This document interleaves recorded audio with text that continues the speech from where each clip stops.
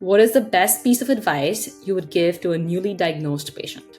I would say if you're getting chemo, get that wig first. Be very careful on what you read on the internet. Cancers are so individualistic. Everybody's going to have a different form of cancer. I call breast cancer a Rubik's Cube. There's so many types of it. And to get that first and second opinion if there's time. I have a very funny and artistic guest with us today who has done a lot of things in life, including being a playwright.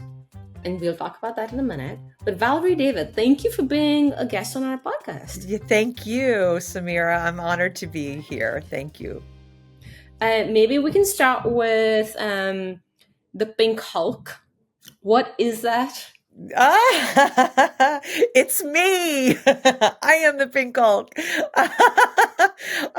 Where was that birthed?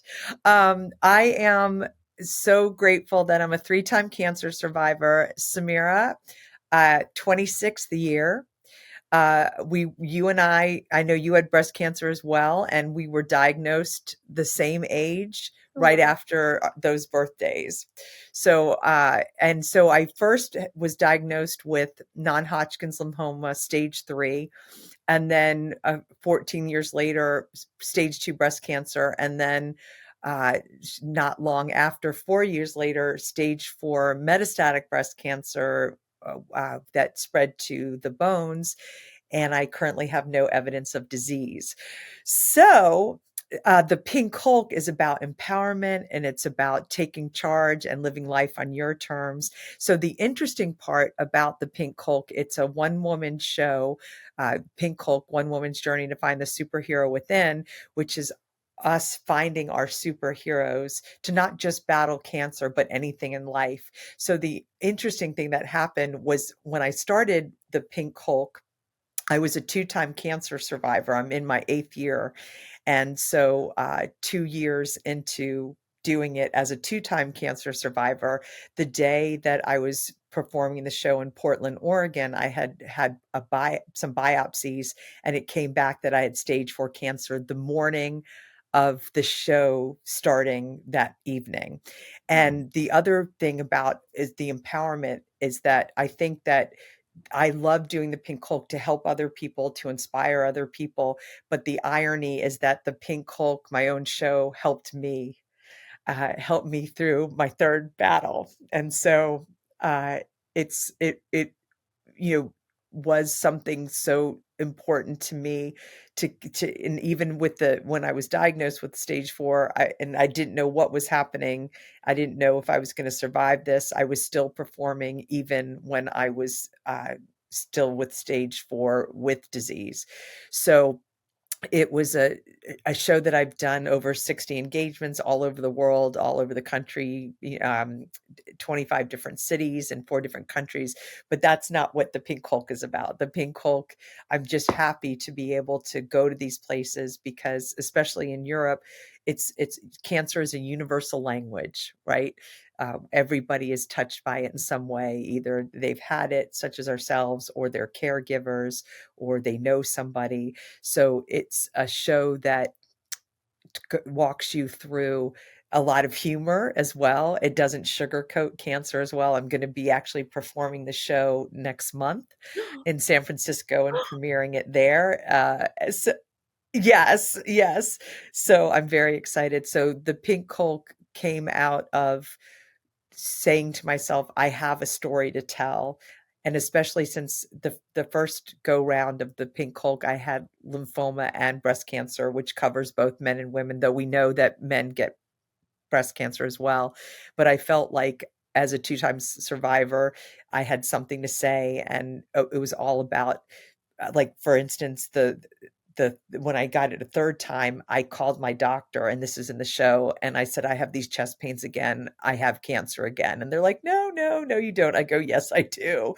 And so I did. So it's all about listening to that inner voice and your intuition, and having doctors and friends and family that rally around you, and that I call them my superhero squad, that they listened when I said I do have it again. And I did.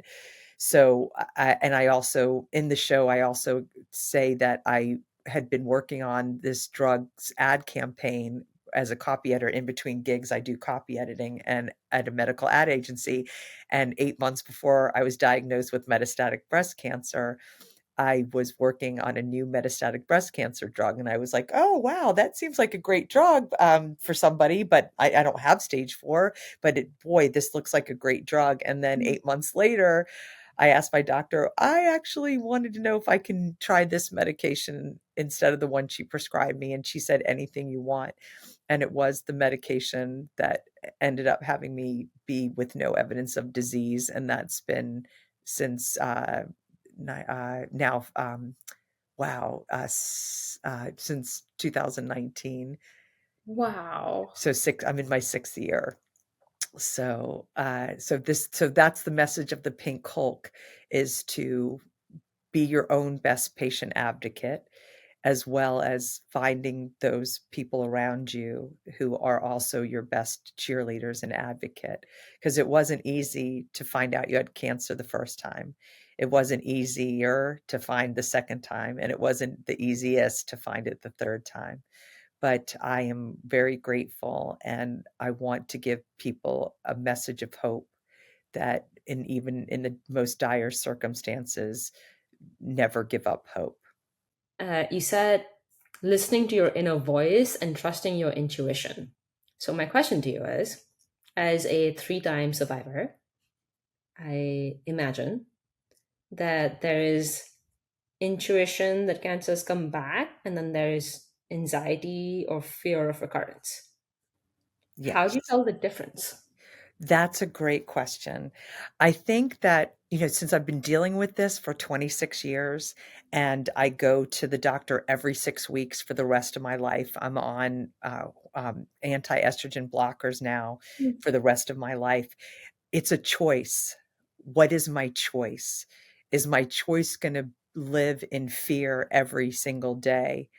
Is it going to be, well, we'll deal with it when it happens? So I think what I've learned from cancer is don't worry until there's something to worry about. Now, I do get a PET scan every 6 months, and I will not be honest and not, saying, do I get nervous and anxiety from it? Absolutely.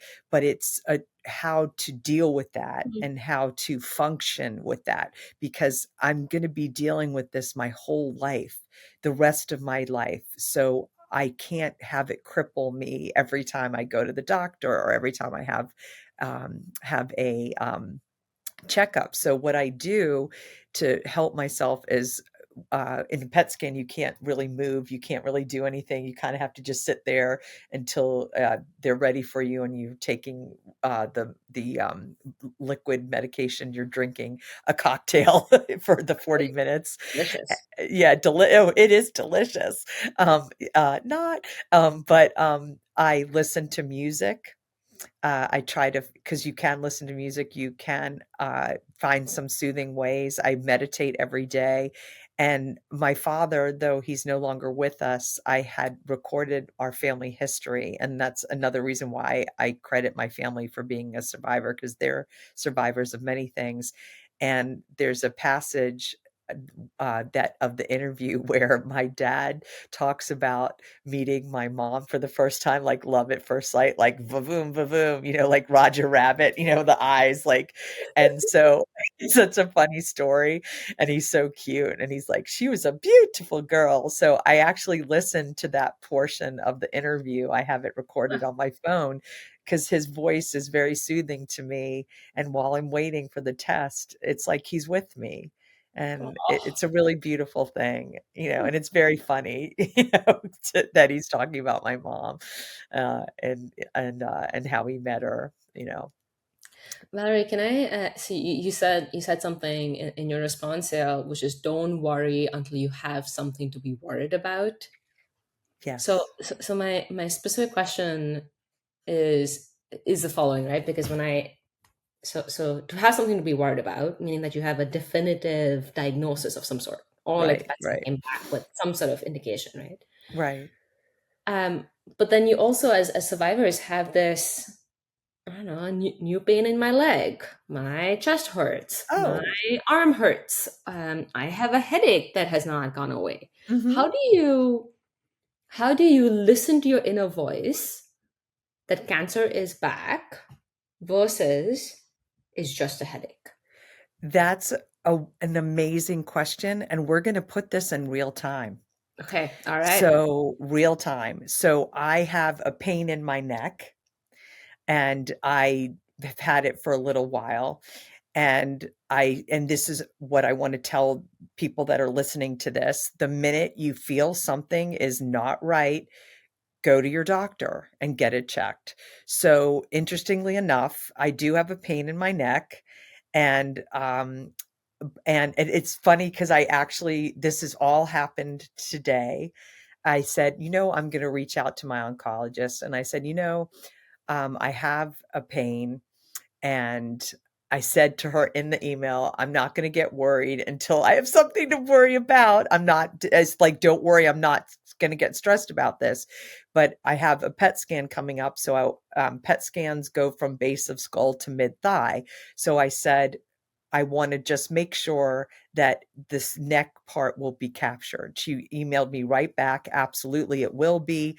And we'll just see if it's anything, if it's muscular or something else. So I think as a cancer survivor and you as well, any little ache or pain, is this, I have a little swelling on my arm, is this a cancer lump, or I have a headache, do I have brain cancer? So that does happen, but I think I have to make this conscious decision and choice to Yeah. say, I'm not going to worry about it until I there's something to worry about. So this just happened again today, and I said, okay, it's time to reach out to the doctor because the pain hasn't gone away.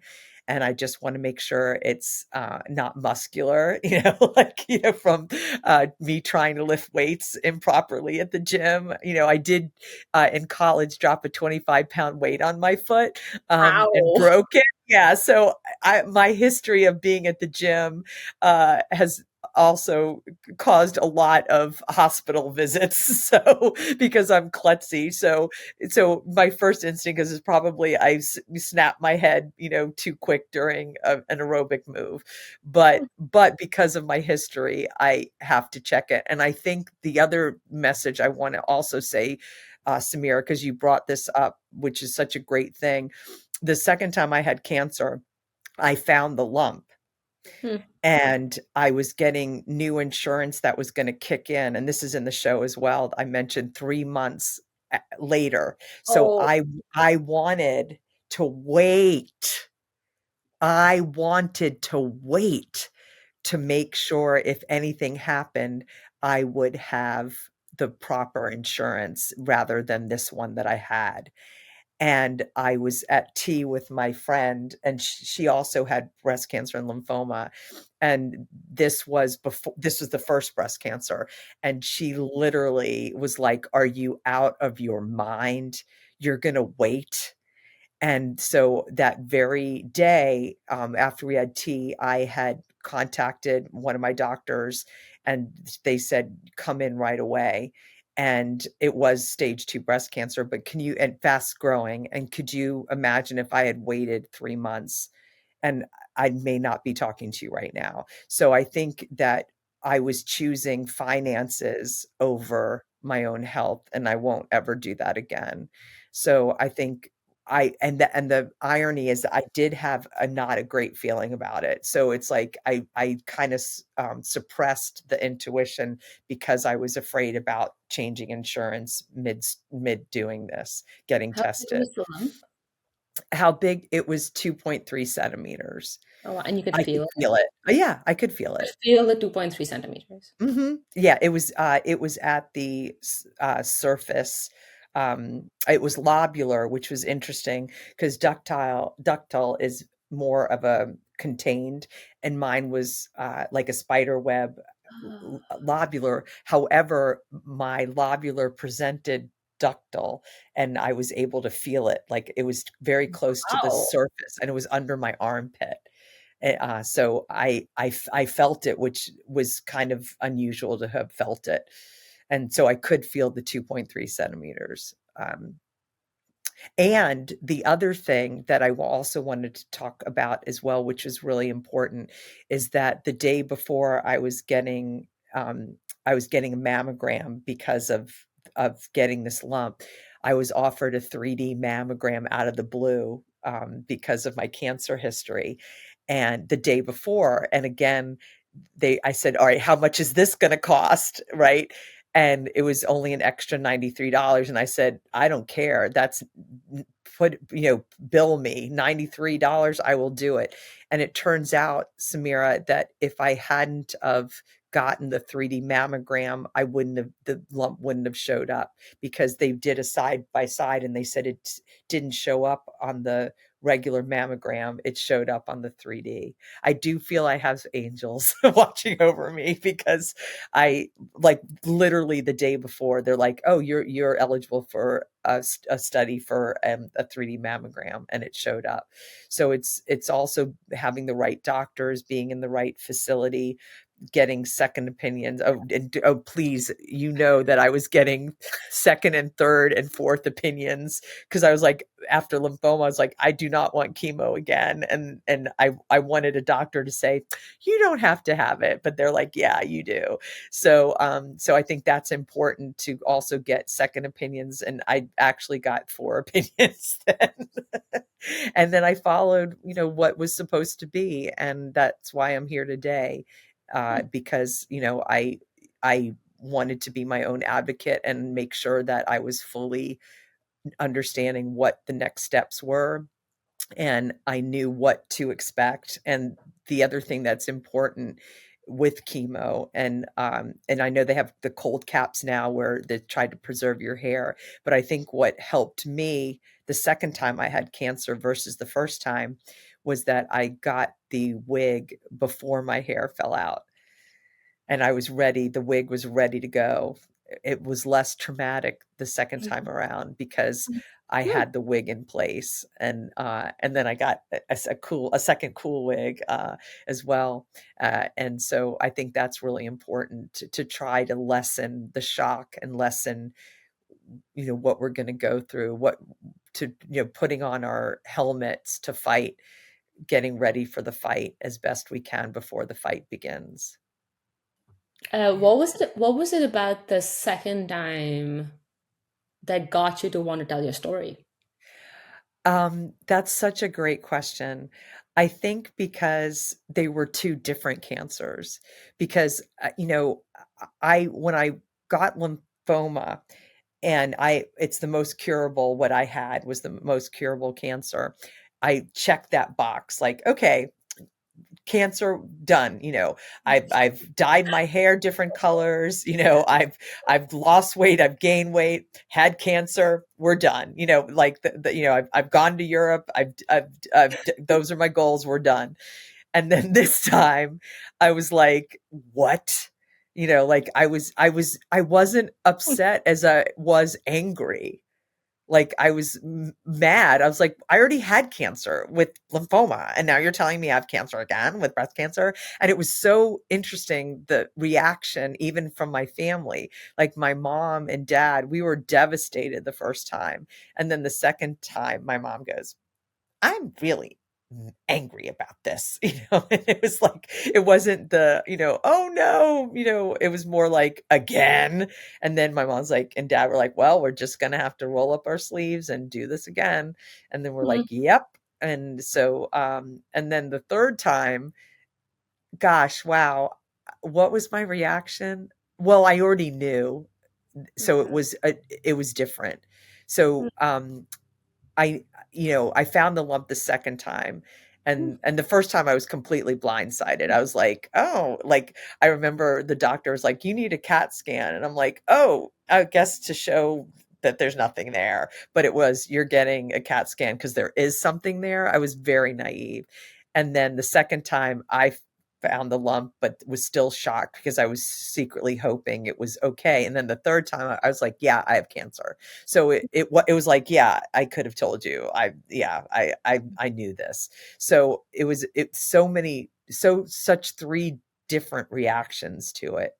And then each time made me stronger because if I have a bad day and I'm waiting for the subway in Manhattan and there's a delay, then I go, stop, and realize what's the worst case scenario. You're going to be late. You could text your friend and say, I'm going to be late, or you're going to miss the beginning of the show. Um, because the trains are running express when they should have been going local and you missed your stop. So it puts things in perspective. And I think the hardest thing sometimes for me is that when I wish people happy birthday, and as we get older, they're like, I hate my birthday. You don't have to, you don't have to wish me happy birthday, and and I'm getting older, and I always say, please don't say that to me. I actually do. I said, that's insulting me. Like, I don't say insulting. I say it nicer, but I say, I said, every birthday to me is a gift. And I said, I'm happy to get older, you Mm. know. It's a privilege. It's a privilege. Yeah. So it's kind of funny. So if I have a pet peeve, that's like one of my pet peeves, and when I'm like about their birthdays, and I'm just like, seriously. Yes, I almost, and in fact, I've used up a lot of my 9 lives, because I don't have many left. My leg fell in the subway. I got trapped in the subway, and I almost as the train was pulling out, What? I misstepped, and my leg went in the gap between the subway and the platform, and people were screaming to stop the train. It was ready to pull out, so they stopped the train, and luckily I didn't break my leg. It was kind of a miracle, but that could have ended that could have ended my life if the train pulled and I was in the gap, like, while the train was moving. So, I've used up a lot of 9 lives. So, I just have to be careful, yeah, watching where I step, in the crosswalk. But That seems like, yeah, the right, klutzy moment. right, Yes, I right, right, remember right. in the I'm the gym clutch. and you getting your leg stuck. I'm like, oh, Valerie. Yeah, and that's why, I was, like, I make the joke, that I think a bus will hit me before cancer takes me down. That's what humor. I mean, that's what gets us through it, is humor, like making a joke, or I'll say, if someone's driving me crazy, I'll go, "You're making me so crazy, you're going to make my hair fall out again." So like, I have these little, and I'm like, I can say that. I'm allowed to say that. I've earned the right to say that. Like, you're driving me nuts. You're making my hair fall out. So I think, humor is, and that's part of the Pink Hulk, is that there's a lot of humor in it. And you, yeah, I kindly was just mentioned gonna ask you the that. clip. Yeah, the clips, and everything is true, in the show. And I'll be really honest with you too, that when I got cancer, the third time, the night the Hmm. show was opening in Portland, and I kept performing it, I didn't want to tell people I had cancer again. And I certainly didn't that night, like, hey, everyone, I'm here from New York and I just found out I had cancer again. Come, isn't this show like, enjoy the show? But after that Mhm. run, and I did the whole show, and that was a choice. Do I crumble, or the show must go on? And the show went on, and I did it that night. I didn't tell anybody. And then when I got home, I dealt with it, and then was performing more. And I didn't want to tell people that I had cancer a third time, because honestly, like, it scared me what people were going to think, like, wow, that girl's cancer prone. Ooh, what's wrong with her? There's something wrong with her. And the stigma of cancer. And so one of my friends, who was also helping me dramaturg the show of this third ending, saying that I had cancer, she's like, are you the Pink Hulk? And I'm like, yeah. She goes, well, what would the Pink Hulk do? And I said, she would say that she had cancer and she's going to fight it again. And that's what I did. So she helped me with the third ending of the show. And then 10 days after I introduced that ending, I found out that the drug that I was on, 5 months I was on it, it showed no evidence of disease, and less than 3% of patients on the drug have the outcome. So that was another thing I added to the show, so and I always joke, I don't really want any more. I don't want to change the ending of the show anymore. And just the humor of, like when I got diagnosed with metastatic breast cancer, and this is in the show, I called a metastatic support group wanting support. And the lady said to me, well, you have a 3 to 5 year life expectancy. I hate to say you're not going to die of old age. And I was like, what? And like, it was just like the things that are said to you, uh, and is just unbelievable. And you just have, and I called her a year later. She said some other stuff, and you'll have to see the show to see the rest. But yeah, that's enticing everyone to come see Oh, the I show. was convinced, by the way. Don't worry. I'm not trying to Yeah. yet. Yeah, I want you guys to see it. But no, yeah, I'm being funny. I'm trying to be funny. And so I called her a year later and I was like, "Hey, by the way, all that thing you said to me, you ought to be careful what you say because no one is God. Yeah. No one has the right to tell you when you're going to live and when you're going to die." And I think that that was a huge lesson because basically she was like, have fun while you can because start picking out your casket, like saying I'm not going to die of old age. Who does she think she is? It doesn't cancer doesn't have to be a death sentence. And I Yeah. think that there's such advancements, and I love what you do and the toolkit you give everybody and the care that you give the caregivers and patients and survivors globally. Your organization is amazing, and I thank you for what you do because you're helping us all realize that there is life goes on, and we can manage the side effects, we can manage the pain. I'm the medication I'm on, I'm the tin man that doesn't have the oil. It's like sometimes when I get out of bed I'm like like creaking, like the tin man, and I have to learn, like, how am I going to do with that? Well, exercise more, stretch, yoga. And so your organization provides all these tools, and how important it is that it's become a chronic illness, something that we're going to live with, but it doesn't mean it's going to take us down. That's why, bookending what I said earlier, I'll be taken down by a crazy bus. And I remember this story, and you'll so appreciate this. So we have rogue bicyclists in the city. They go run red lights. They do not follow the rules, and all the delivery people and all, just in general. So there was one night, and I had the right of way, I had the walk sign, and I'll never forget this bicyclist literally is like screeches, and I was like, and I all of a sudden the Hulk came out, the pink Hulk, and I literally said this, and the car next to him had the windows down because it was it was this summer, and he goes, and I go, I said, I didn't survive cancer 3 times to be taken down by a bike.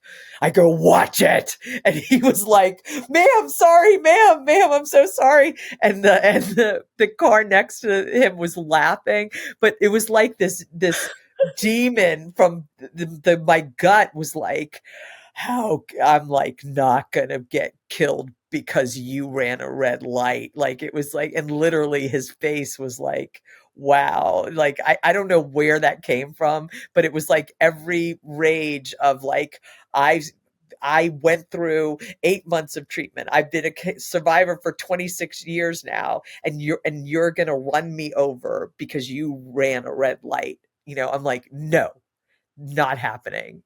And I think he didn't do that ever again. Ari, I think you have more than 9 lives. I hope so. Can I buy more lives? I think On at Amazon, this point, I yeah, think you're you're like, on your way to I, more lives. I know. I'm like, Amazon Prime, can you deliver me more fresh direct delivery, deliver more lives, 9 lives. So, yeah. So how And did yeah. you go ahead? No, and when you were diagnosed, because we were literally diagnosed at the same age, way younger than the average. How did you feel? What was your reaction? Shock? Was this a mammogram? Was this something you found? Like what?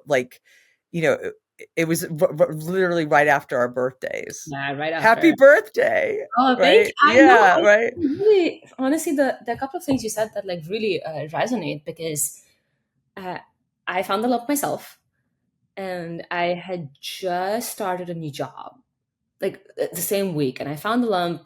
Like cancer never crossed my mind. There's no family history, like nothing. Right. No one in my family's had cancer, like no one. Wow. And I thought I had this cold that wouldn't kick, and I thought it was a enlarged lymph node. Mm-hmm. And I was working at a medical diagnostic company. I'm talking to the chief medical officer there. I'm like, yeah, I have this thing. I think it's an enlarged lymph node. I think it's an infectious disease. How do you tell Wow. classic nerd Yeah. moment for me. I was learning from him. Mm-hmm.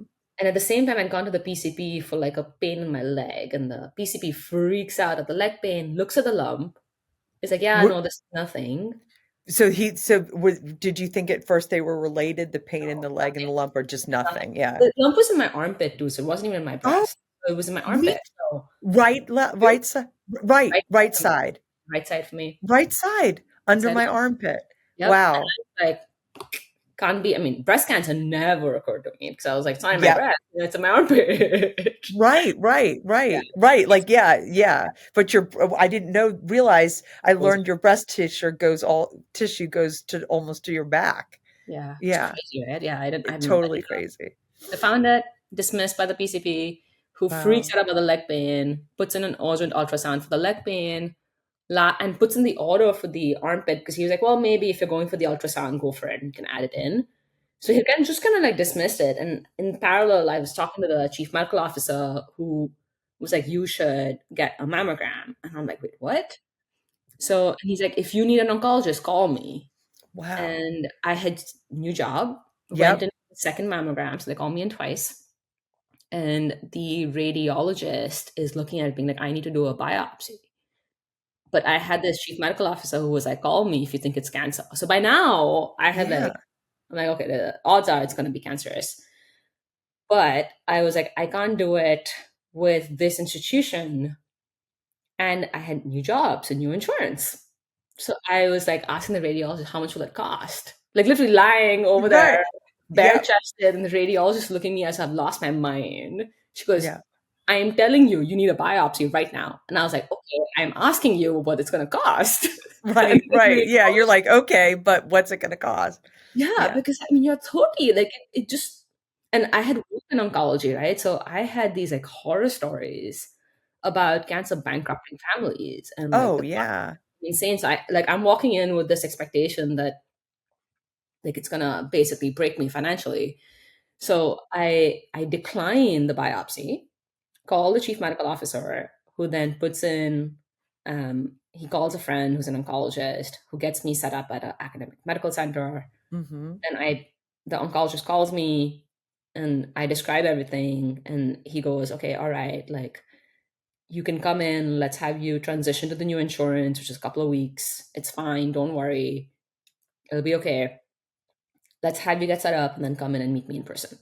And then my reaction, and I think you'd appreciate this, was, can I go on vacation? Yeah. I think that we are sisters from another mister. I also started a new job. I found out that my first day at work, I missed. So yeah. And of course. And I remember also, the first time was going on a trip, and I'm like, can I still go on my trip? And like, but you're right, like, and I do appreciate it. And you're like, can I still go on vacation? Like, why wouldn't you ask that? Right, It's right, like the most, I think it's a part of the cancer experience people don't fully understand, because there is this moment of like, shit, my life's gonna fall apart. That right, is absolutely true. But I right. also think there is the denial, not denial. I Deny, don't think yeah, it's but wanting normalcy. It's wanting, like, yeah. oh, you know what? I have cancer, but I still want to be able to go on vacation. I still want to do my job. It's normalizing it. That's what it is. I agree with you. It's you know not denial, but more like, well, because I was in 4 shows at the time when I was diagnosed with lymphoma, and I said to the doctor, it's going to have to, this was January. Yeah. And I said, I'm booked till April. So I can start treatment in April. And she looked at me and she was like, Valerie, this is fatal if it's not treated. And I was like, cause I literally was like, yeah, I don't really have time for this. And you're like, I have a vacation scheduled. So that's going to happen. This is interrupting my life, and I'm really not wanting it to interrupt, Oh, and you I'm not letting it stop me from doing what I already had planned. Like, yeah. cancer's going to have to wait. So Yeah. I wonder if that's what you were feeling like.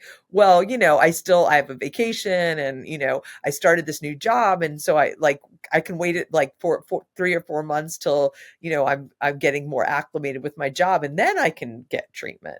But Oh, yes. cancer doesn't wait, right? You're so And similar, Valerie. I want to say something to that, because we get a lot of calls from patients, right? And I right, think there is this sort of bimodal nature of cancer, though. Cancer doesn't wait, but early stage breast cancer, we have the luxury of weeks, right. right? So there is this balance of like, early stage breast cancer, the difference on weeks is nominal. So if you need the time to get to the new insurance that makes Right, sure right. that you don't get like financially like strained, Straight from it, right. we should be able to ask our doctor if we have the time, right? If we need the time to think about the decision, I think we should ask for the time. I think what happens sometimes, though, when I meet patients is that you go straight into deep fear mode, which is get it Mhm. out, get it out, get it out now. And the Yeah. deep fear mode, I think, if we're not given luxury of time, if the cancer allows it, I think Mhm. it's a problem, because decisions are then driven by fear, not by By what you want. exactly, and exactly what you need. I know, absolutely, because that's why, with lymphoma, I didn't really have time because it was stage 3 already. But, with the breast cancer, I was like, I had some Yeah. time, Yeah. and that's where I actually got 4 second opinions. You Um and I are very similar.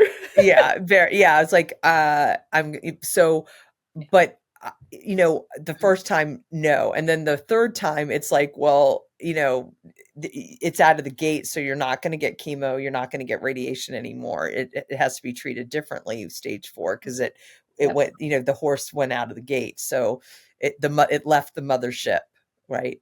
So it went to other places, Star Trek, Your analogies are amazing. yeah, and Amazing. yeah, Oh my because God. actually, and I wonder if you get calls like, "What does metastatic mean?" And I'm like, and the analogy is it home base, it left home base and started going other bases, and left the mothership, and there were, in Star Wars, like, I forgot what the flying things that go out of the mothership, the Mark Hamill thing, not the Death Star, but we don't want to talk about the Death Star, the Darth Vader. But it was like they had these, Mhm. flying things, and it kind of flew into other places, into another galaxy. Because and I think that, um, it's, it's a shock also, because I'm sure, apart from the pain in your leg, you felt fine. Like, you don't go, oh my gosh, cancer makes my, eyebrow go up, and, and make my, arm fall off. Like, you don't have any outward symptoms. And I remember walking in a daze, the first time and also the second time, like looking at people on the street walking in Manhattan, and I'm like, I have cancer. Mm. Wow. I don't Mm. look it. Mm. You don't see me, but I have cancer. And that's why you never know what someone's going through. That's why you treat people with kindness. And if people are short with you, there's a reason, behind it, you just kind of Mm. realize things about yourself and about other people that makes you more sensitive. And I also credit cancer for giving me that intuition, because it crosses over into everything in my life. Like if I don't have a good feeling about something 9.99999 times out of 10, I'm right. you know, except my love life. I need to get that intuition a little bit better. That one is, out the door. But in everything else, I think that I pretty much go, yeah, and I'm usually right. And that's for better or for worse. Sometimes you wish you weren't, about things in your life, or people that you meet, or that you're like, I'm not sure about that person, if they're 100% scrupulous. And so I think it gives you a great barometer for the rest of your life. And I think that it also, I so much more stick up for myself. Oh my gosh, like literally, I remember being in the hospital for a complication. I was like the queen of complications, and they put an EKG or echocardiogram, and you have all these, you look like the Matrix, there's like all these wires coming out. And like an hour later, I'm like, okay, they finished it.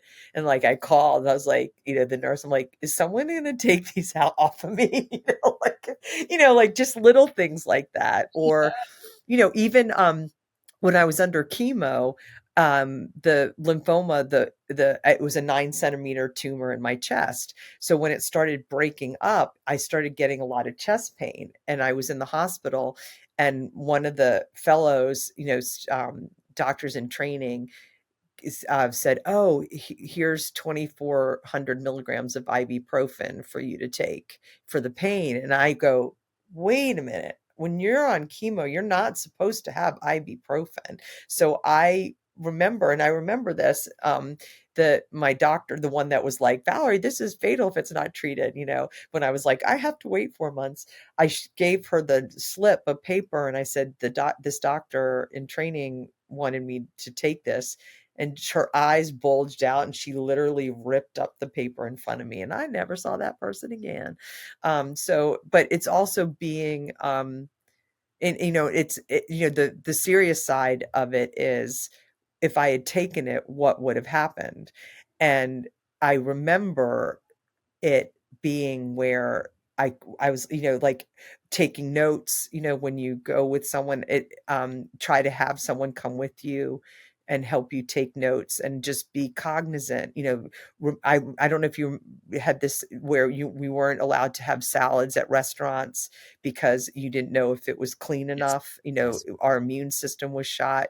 We had to be careful going on the subway. If you wanted to see a movie, go at 11 o'clock on a weekday. There are all these little things, flossing your teeth, you weren't supposed to, but Yeah. I did. Oh my gosh, I did. Crazy about my teeth.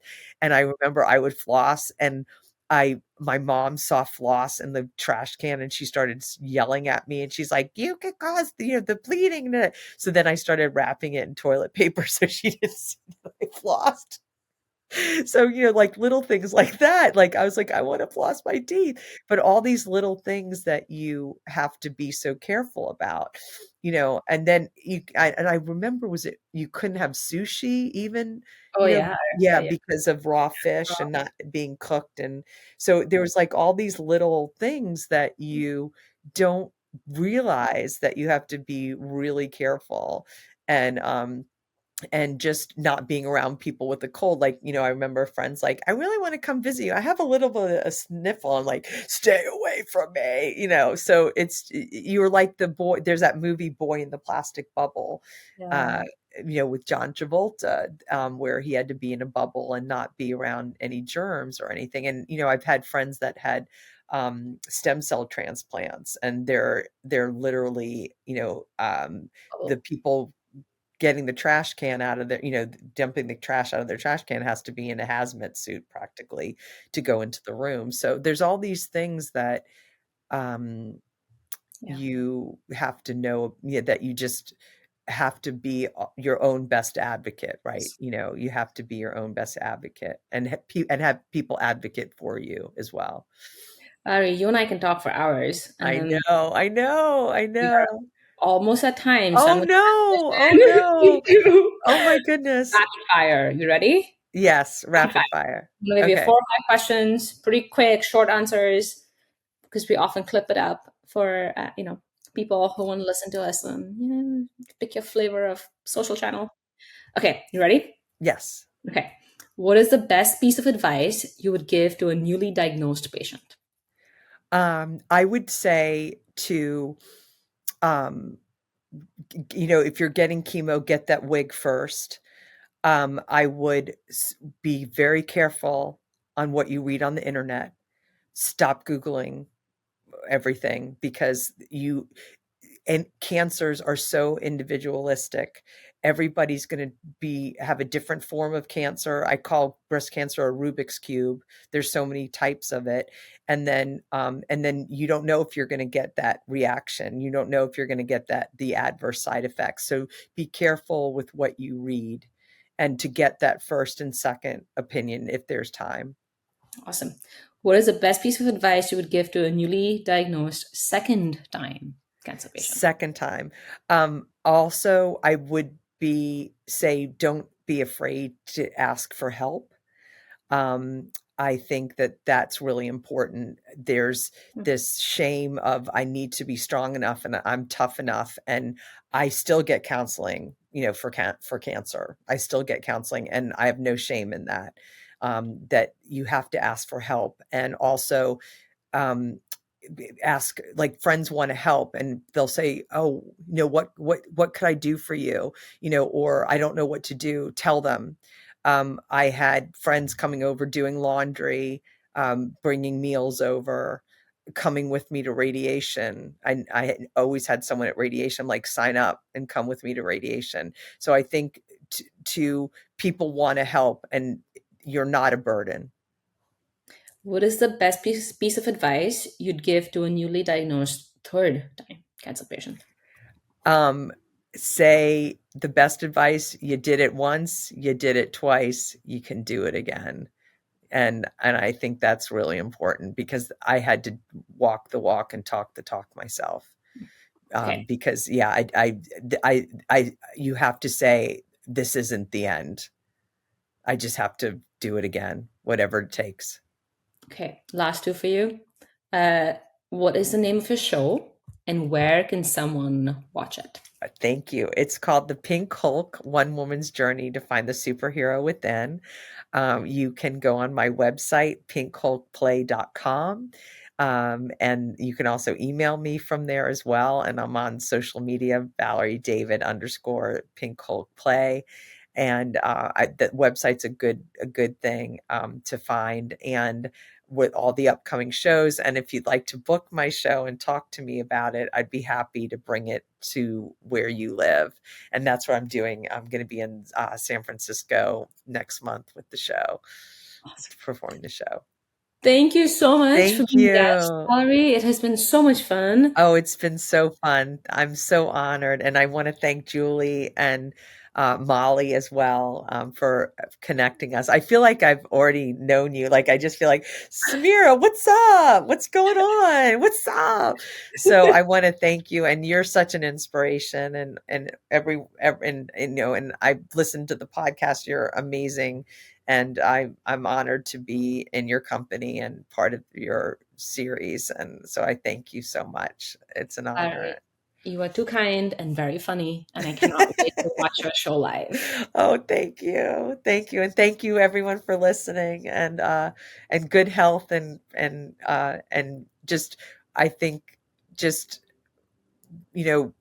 don't be afraid, and just get that help that you need, be your advocate, meditate, journal, do things to help, watch funny movies, watch fun, books, read, find another hobby if you'd like, just to get you through all of this. Like, do a lot of self-care, and also massages, but make sure you can clear that with your doctor, and just make sure you have that superhero squad with family, friends, and doctors who believe in your survival as much as you believe in your own survival.